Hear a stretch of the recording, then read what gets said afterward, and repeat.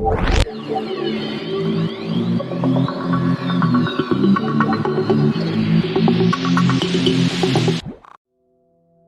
Suspicion एक American French crime thriller है।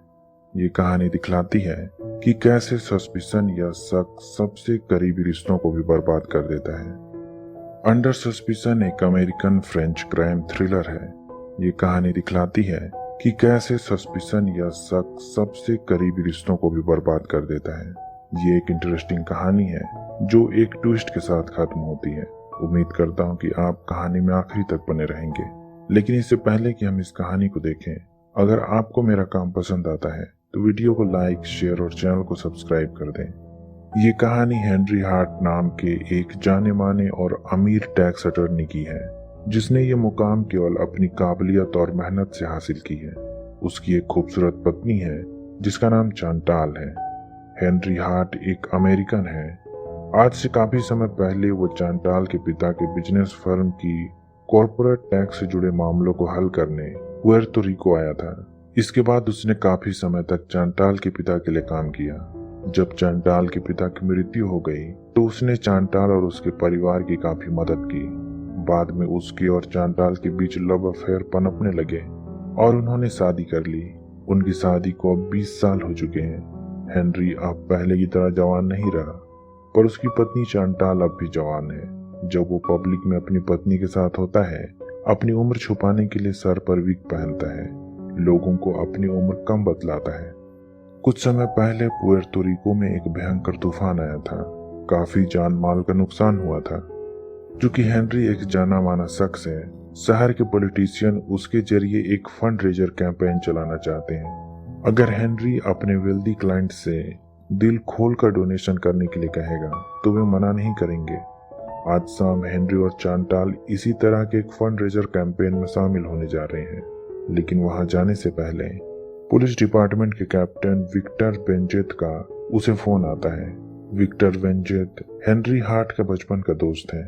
America में उन्होंने साथ में हाई स्कूल की पढ़ाई की थी। एक ही तरह की लोकेलिटी में पले बढ़े थे। एक समय था जब हेनरी और विक्टर दोनों वकील बनना चाहते थे, पर किसी वजह से विक्टर लॉ स्कूल में भर्ती नहीं हो सका। भले ही वो अब अपने दोस्त हेनरी की तरह अमीर नहीं है, पर एक इज्जतदार पुलिस वाला जरूर है। असल में विक्टर ने हेनरी को इसलिए थाने बुलाया है क्योंकि कल शाम जॉगिंग करते हुए हेनरी ने पार्क में एक नाबालिग लड़की की डेड बॉडी डिस्कवर की थी।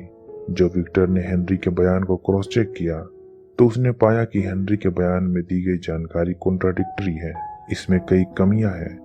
असल में विक्टर ने थोड़ी तहकीकात की है।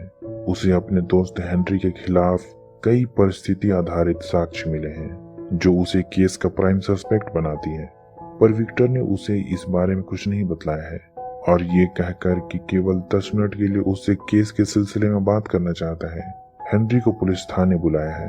हेनरी भी फंड रेजर कैंपेन में शामिल होने से ठीक पहले थाने चला जाता है, क्योंकि थाना उसी ऑडिटोरियम के जस्ट सामने है जहां फंड रेजर कैंपेन ऑर्गेनाइज किया जा रहा है। उसने अपनी पत्नी चांटाल को उस पार्टी में छोड़ दिया और खुद विक्टर से मिलने पुलिस थाने चला गया। यहाँ विक्टर के साथ एक डिटेक्टिव फेलिक्स ओवेंस भी मौजूद है। फेलिक्स ओवेंस का मानना है कि किसी क्रिमिनल से उसका गुनाह उगलवाने का सबसे अच्छा तरीका है बल का इस्तेमाल करना। उसे किसी क्रिमिनल से नरमी से पेश आना नहीं आता है। जब हेनरी पुलिस थाने आता है, शुरू में तो विक्टर और हेनरी के बीच फ्रेंडली कन्वर्सेशन होता है, पर जब विक्टर कल के उसके बयान को क्रॉस चेक करता है तो हेनरी बार बार अपना बयान बदलने लगता है। जैसे हेनरी ने शुरू में बतलाया था कि वो जॉगिंग पर हर रोज अपने पड़ोसी मिस्टर रिकार्डी के कुत्ते टैंगो को साथ में लेकर जाता है। हेनरी का कहना है कि उसने उस रोज भी मिस्टर रिकार्डी से उसका कुत्ता लिया और पार्क में जॉगिंग करने लगा। तब उसने झाड़ियों पर एक नाबालिग लड़की की लाश देखी। तब विक्टर कहता है कि अक्सर कुत्ते लाश ढूंढा करते हैं। उसने उस लड़की की लाश कुत्ते से पहले कैसे ढूंढ ली। तब हेनरी अपना बयान थोड़ा बदलता है और कहता है कि कुत्ता टैंगो अजीब बर्ताव करने लगा था और झाड़ियों के बीच चला गया, इसलिए उसने झाड़ियों में देखा। तब उसे वहां एक नाबालिग लड़की की लाश दिखी। पुलिस कैप्टन विक्टर और पुलिस डिटेक्टिव फेलिक्स को उसकी इस कहानी पर जरा भी यकीन नहीं है। क्योंकि उन्होंने हेनरी के पड़ोसी मिस्टर रिकार्डी से पहले ही पूछताछ कर ली है। मिस्टर रिकार्डी ने उन्हें बतलाया है कि हर शाम विक्टर उसके कुत्ते टैंगो के साथ जॉगिंग पर जाता था, पर उसे अच्छे से याद है कि कल शाम हेनरी उसके कुत्ते को साथ लेकर नहीं गया था।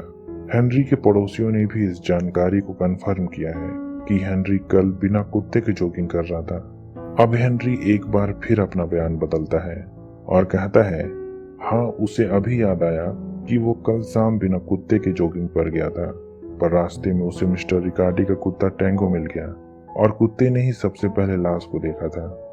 हेनरी अब थोड़ा परेशान होने लगा है क्योंकि वो समझ गया है कि विक्टर और डिटेक्टिव फेलिक्स का शक उसी पर है। चूंकि हेनरी अपना बयान बार बार बदल रहा है, विक्टर इसे रिकॉर्ड करना शुरू करता है, ठीक वैसे ही जैसे किसी सस्पेक्ट के बयान को रिकॉर्ड किया जाता है। इधर हेनरी को उस फंड रेजिंग कैंपेन में शामिल होने में देरी हो रही है। कुछ ही समय बाद उसकी स्पीच है, वहां उसकी पत्नी भी उसका वेट कर रही होगी, इसलिए हेनरी हड़बड़ी में है। वो ऑफिशियली गिरफ्तार नहीं किया गया है, इसलिए कभी भी वहां से उठकर जा सकता है। अगर वो चाहे तो पुलिस पर हरासमेंट का केस कर सकता है। उसने तो एक लाश की जानकारी पुलिस को दी थी और अब पुलिस उसे ही परेशान कर रही है।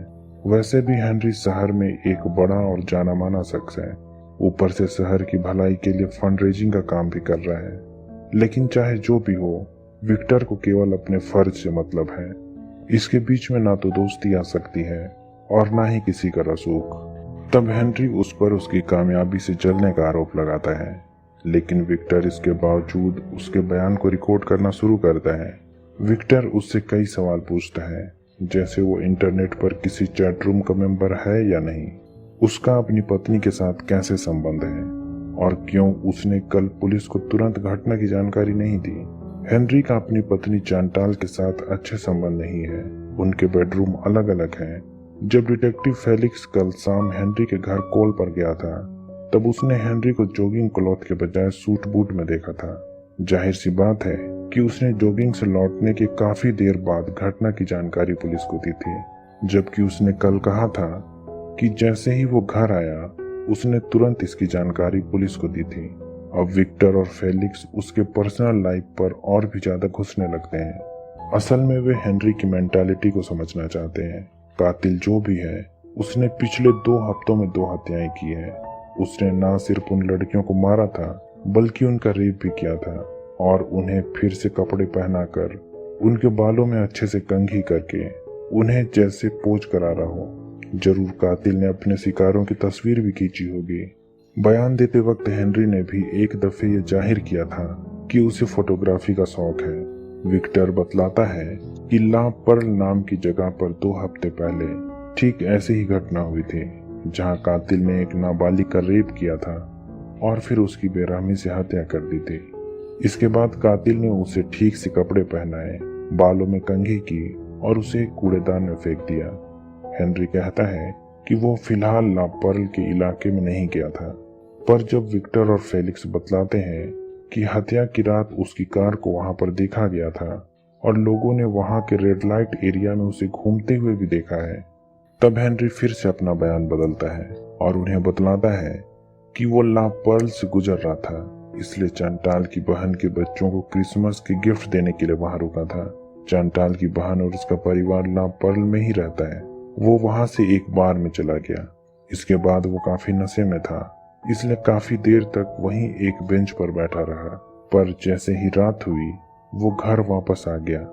अब भी विक्टर और फेलिक्स को उसकी बातें बनावटी लगती हैं।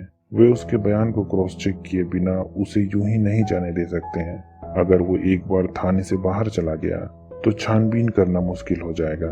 वो अपने रसूख का इस्तेमाल करेगा और वकीलों के दम पर बच निकलेगा। इसलिए विक्टर उसे ऑफिशियली गिरफ्तार करता है और उस पर मर्डर और रेप का चार्ज लगाता है। हेनरी कोई आम आदमी नहीं है, ऐसा करना पुलिस डिपार्टमेंट के लिए भारी पड़ सकता है। वो शहर के लिए कितना जरूरी है, ये तो सबों को उसके फंड रेजिंग कैंपेन में शामिल होने के बाद ही पता चलेगा। हेनरी को थाने में काफी देर हो चुकी है, इसलिए पुलिस सुपरिटेंडेंट भी प्रेशर में है। हेनरी एक रसूखदार आदमी है, इसलिए police superintendent police captain Victor को आदेश देता है कि हेनरी को उस कैंपेन में जाने दिया जाए और पुलिस के जवानों के साथ सादे कपड़े में उस पर निगरानी रखी जाए। इधर जब विक्टर पुलिस सुपरिटेंडेंट से बात कर रहा होता है, डिटेक्टिव फेलिक्स और हेनरी में गर्मा गर्मी और बहस होने लगती है। जब हेनरी उठकर थाने से बाहर जाने लगता है, फेलिक्स उससे हाथापाई करता है और उसे सीढ़ियों से नीचे गिरा देता है। ऐसा करने पर हेनरी के कोट की सिलाई खुल जाती है और सर पर लगाया विग भी निकल जाता है। किसी को पता नहीं था कि वो गंजा हो चुका है और अपना गंजापन छुपाने के लिए विग लगाया करता है। हालांकि ये तो उसके कई राजों में से महज एक राज है। विक्टर और फेलिक्स उसे किसी अपराधी की तरह ट्रीट करते हैं, लेकिन आखिरकार उसे उस फंड रेजिंग कैंपेन में ले जाते हैं जहां हेनरी की पत्नी भी मौजूद है। अपने साथ हुई बदतमीजी और लगाए गए घिनौने आरोप के बावजूद हेनरी फंड रेजिंग कैंपेन में अपनी स्पीच देता है और वहां मौजूद अमीर बिजनेसमैन से दिल खोलकर शहर के लिए डोनेशन करने का आग्रह करता है। जब हेनरी का स्पीच खत्म होता है, विक्टर उसे वापस थाने ले आता है। हेनरी को डिनर तक के लिए भी रुकने नहीं दिया गया। अब यहाँ पुलिस थाने में चांटाल भी मौजूद है। हालांकि उसे और हेनरी को अलग अलग कमरे में रखा गया है, लेकिन जब चांटाल से पूछा जाता है कि 2 हफ्ते पहले हेनरी ला पर्ल से कितने बजे अपने घर लौटा था, तब वो बतलाती है कि तब सुबह के 3:30 बज रहे थे। लेकिन हेनरी ने अपने बयान में ये कहा था कि रात होते ही वो वहां से घर आ गया था, जबकि वो अर्ली मॉर्निंग घर पहुंचा था। इस बारे में भी उसने झूठ ही कहा है। जब हेनरी ने पुलिस थाने में अपनी पत्नी चांटाल को देखा तो जैसे घबरा सा गया, क्योंकि अब उसके बहुत से पोल खुलने वाले थे। चांटाल बतलाती है कि आज से 2 साल पहले जब वो हेनरी के साथ ला पर्ल में अपनी बहन से मिलने गई थी, तब उसने एक कमरे में अपनी बहन की बेटी कामिला, जो तब 13 या 14 साल की थी, उसके गले में उसे एक हार पहनाते देखा था। वो देखते ही समझ गई थी कि हेनरी का कामिला के साथ कोई अफेयर है। जिस तरह से वो उसे छू रहा था और जैसे वो मुस्कुरा रही थी, उसे अफेयर की बात समझते देर नहीं लगी। इसके बाद से ही वे कभी एक साथ नहीं सोए। उनका अलग अलग बेडरूम है। विक्टर ने जांच में ये भी पाया है कि हेनरी अक्सर ला पर्ल के रेड लाइट एरिया में जाया करता है। प्रोस्टिट्यूट से पूछताछ करने पर उसे ये जानकारी मिलती है कि हेनरी को जवान लड़कियां पसंद है और वो अक्सर उस एरिया में आया जाया करता है। वो इंटरनेट में भी एक चैट रूम से जुड़ा है जो ऐसे प्रोस्टिट्यूट सर्व करती है जो स्कूल ड्रेस में होती हैं। शुरू में उससे पूछने पर कि क्या वो इंटरनेट पर किसी चैट रूम से जुड़ा है, उसने मना कर दिया था, लेकिन अब पुलिस के पास उसके इंटरनेट ब्राउजिंग के डेटा है। इन रिकॉर्ड्स को वो झुठला नहीं सकता है। हेनरी के ब्राउजिंग डेटा उसके मन में यंग लड़कियों के प्रति आकर्षण को जाहिर करती है। अब हेनरी का पोल सबके सामने खुलने ही वाला है। पुलिस को भी यकीन हो चुका है कि उन्होंने कातिल को ढूंढ लिया है, बस थोड़े और सबूत मिल जाएं। इसलिए विक्टर चांटाल से उसके घर की तलाशी का परमिशन मांगता है और चांटाल इसकी इजाजत तुरंत दे देती है, क्योंकि उसे भी अपने पति पर यकीन नहीं है। जब पुलिस उसके घर की तलाशी लेती है तो यहाँ उन्हें एक कमरा मिलता है जहाँ हेनरी नेगेटिव्स डेवलप किया करता था। यहाँ ढेरों तस्वीरें हैं। इन तस्वीरों को खंगालने पर उन्हें उन दोनों लड़कियों की तस्वीरें भी मिलती है जिनकी हत्या पिछले 2 हफ्ते के दरमियान कर दी गई थी। उन लड़कियों से हेनरी ने कई पोज कराए थे और उनकी तस्वीरें खींची थी। ये महज कोई कोइंसिडेंस नहीं हो सकता है कि उन दोनों मारी गई लड़कियों की तस्वीर हेनरी के पास है। इन तस्वीरों के बीच उन्हें चांटाल की भतीजी कमीला की तस्वीर भी मिलती है। कमीला से भी उसका अफेयर था। अब तो 100% ये बात तय हो गई है कि असली हत्यारा हेनरी ही है। जब विक्टर उसे उन दोनों लड़कियां जिसकी हत्या हो चुकी है और कमीला की तस्वीर दिखाता है जो उसके घर से मिली है, तो वो जैसे सदमे में चला जाता है। उसके चेहरे पर से सारी अकड़ उतर जाती है।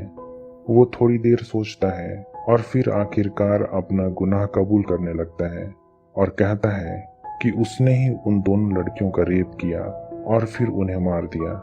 जैसे जैसे पुलिस ने हत्या का अनुमान लगाया था, हेनरी ने ठीक वैसे ही हत्या करने की बात कबूल ली। अब उसे केवल मौत की सजा मिलेगी। उसे कोई नहीं बचा सकता है। हेनरी को अंदर से पूरी तरह टूटते देखा जा सकता है। अब उसके पास कोई उम्मीद नहीं बची है। हेनरी की पत्नी चांटाल भी उसे अपना गुनाह स्वीकार करते देख सकती है। उसे अपने पति की ठरकी होने की बात तो पहले से मालूम थी। वैसे भी उसे उसकी भतीजी कमीला के साथ अफेयर का शक था, पर वो एक चाइल्ड रेपिस्ट और मर्डरर भी होगा, उसे ऐसा नहीं लगता था। लेकिन चांटाल को हेनरी की करतूत पर हैरानी भी नहीं है। ये ओबियस सी बात है, वो एक गिरा हुआ आदमी है। तभी एक डिटेक्टिव हड़बड़ाते हुए कैप्टन विक्टर के पास आती है और उसे इंटेरोगेशन रूम से बाहर ले जाती है और बतलाती है कि पार्क सेंट्रल के पास एक और मर्डर हुआ है। पर इस बार पुलिस की किस्मत थोड़ी अच्छी रही। भले ही वे लड़की को नहीं बचा सके, पर कातिल को रंगे हाथों पकड़ लिया। कातिल के पास से उन्हें पहले के दोनों विक्टिम्स की हत्या के वक्त ली गई ढेरों तस्वीरें मिली हैं, जो उसकी करतूत साबित करती है। अब सवाल उठता है कि अगर कातिल कोई और है, तो फिर हेनरी किसकी हत्या का गुनाह कबूल कर रहा है। हेनरी ने उन दोनों लड़कियों का रेप और हत्या करने की बात स्वीकार ली है, और जैसे जैसे पुलिस को शक था, उसने वैसे ही उन लड़कियों की हत्या करने की बात कबूल की। असल में जब पुलिस ने कमीला और उन लड़कियों की तस्वीर हेनरी को दिखलाई, तब हेनरी को लगा कि उन नाबालिग लड़कियों की हत्या उसकी पत्नी चांटाल ने कराई है। वो कमीला को लेकर उस पर शक किया करती थी। हो सकता है कि वो अपना पॉइंट साबित करने के लिए इस हद तक चली गई हो कि उसने उन दोनों लड़कियों की हत्या करवा दी। अगर वो उन दोनों लड़कियों की हत्या को स्वीकार नहीं करता, तो पुलिस आगे की छानबीन कर दी। तब उसकी पत्नी का नाम इसमें आ सकता था। हेनरी को तस्वीरें खींचने का भारी शौक था।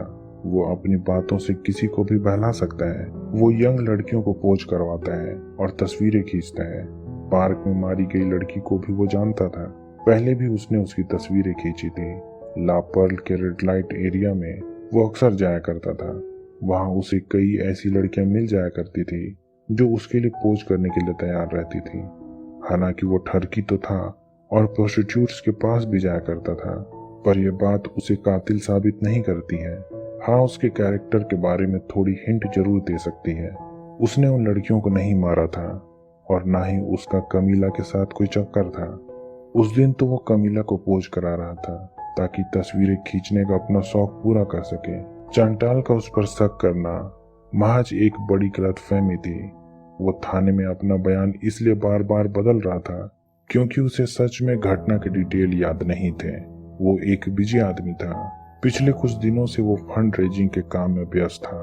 जब असली कातिल रंगे हाथों पकड़ा जाता है, पुलिस कैप्टन विक्टर हेनरी को घर भेज देता है। तब हेनरी उठता है और बिना किसी से कुछ कहे अपने घर की तरफ चल देता है। हेनरी जैसे अंदर से मर चुका है। उसके अंदर अब कोई चार्म नहीं बची। चांटाल को भी ये बात समझ में नहीं आ रही है कि उसने अपने पति हेनरी को कैसे इतना गलत समझा। वो तो उससे इतना प्यार करता था कि उसने सारे गुनाह का जिम्मा अपने सर ले लिया ताकि कहीं उसकी पत्नी चांटाल पर इसका आरोप न लग जाए। असल में चांटाल ने हेनरी को हमेशा के लिए खो दिया है। वहीं दूसरी तरफ कैप्टन विक्टर, जो कभी हेनरी का बचपन का दोस्त हुआ करता था, उसने फर्ज के नाम पर हेनरी की पर्सनल जिंदगी को इतना उधेड़ा कि उसने उसके दोस्त हेनरी को तोड़ कर रख दिया। हेनरी जैसे थाने में अकड़ और रुआब के साथ आया था, अब ठीक इसके उलट खोखले व्यक्तित्व के साथ वापस जा रहा है। इसी दुखद अंत के साथ ये कहानी खत्म हो जाती है। उम्मीद करता हूँ कि ये कहानी आपको पसंद आई होगी। अगर ऐसा है तो वीडियो को लाइक, शेयर और चैनल को सब्सक्राइब कर दें। अभी तक बने रहने के लिए शुक्रिया।